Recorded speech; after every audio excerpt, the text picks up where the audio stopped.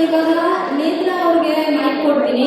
ಅವರು ಕನ್ನಡದಲ್ಲಿ ಇನಿಷಿಯೇಟಿವ್ ಬಗ್ಗೆ ಇನ್ನ ಸ್ವಲ್ಪ ಜಾಸ್ತಿ ಹೇಳ್ತಾರೆ ನಮಗೆ. ಗುರು ಬ್ರಹ್ಮ ಗುರು ವಿಷ್ಣು ಗುರುದೇವ ಮಹೇಶ್ವರ ಗುರು ಸಾಕ್ಷಾತ್ ಪರಬ್ರಹ್ಮ ತಸ್ಮೈ ಶ್ರೀ ಗುರವೇ ನಮಃ.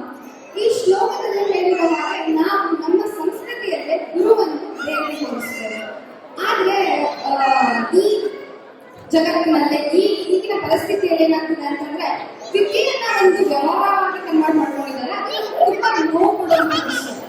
ಆದರೆ ಈ ದೂರದ ಜರ್ಮನಿ ನೆಲೆಯಲ್ಲಿ ವಿದ್ಯೆಯನ್ನು ವ್ಯವಹಾರವಲ್ಲದೆ ನಿಸ್ವಾರ್ಥ ಸೇವೆಯಿಂದ ಇಲ್ಲಿನ ಮಕ್ಕಳಿಗೆ ಕನ್ನಡದ ಪಾಠವನ್ನು ಹೇಳ್ಕೊಡ್ತಾ ಇರೋರು ಇಲ್ಲಿದ್ದಾರೆ ಅನ್ನೋದು ನಮಗೆ ಖುಷಿ ಕೊಟ್ಟಿರೋ ವಿಷಯ.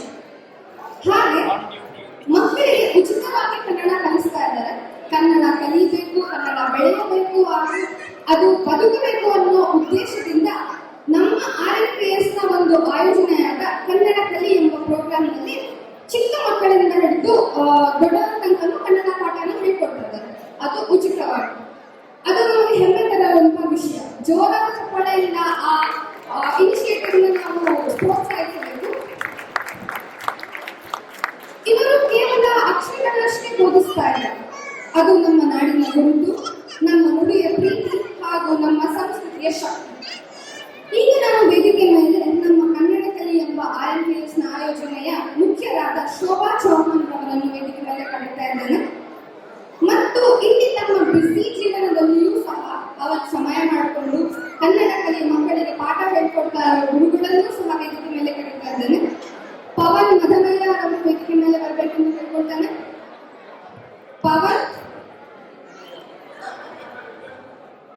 ಮೈಥಿಲಿ ಇಟಗಿ,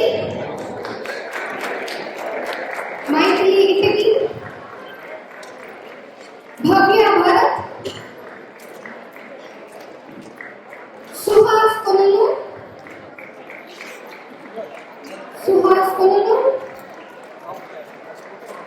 ಮಧುಸೂದನ್ ಗೌಡ ಅವರನ್ನು ವೇದಿಕೆ ಮೇಲೆ ಕರೀತಾ ಇದ್ದೇನೆ.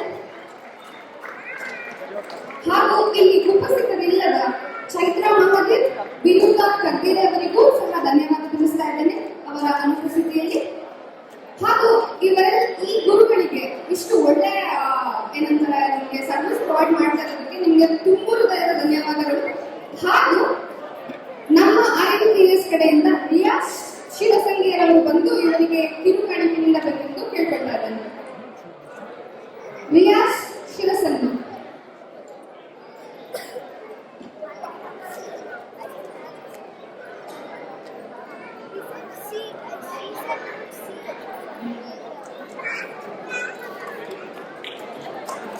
ಜೋರಾದ ಚಪ್ಪಾಳೆಯಿಂದ ಅವರಿಗೆ ಪ್ರೋತ್ಸಾಹಿಸಬೇಕು. ಇಷ್ಟು ಜನ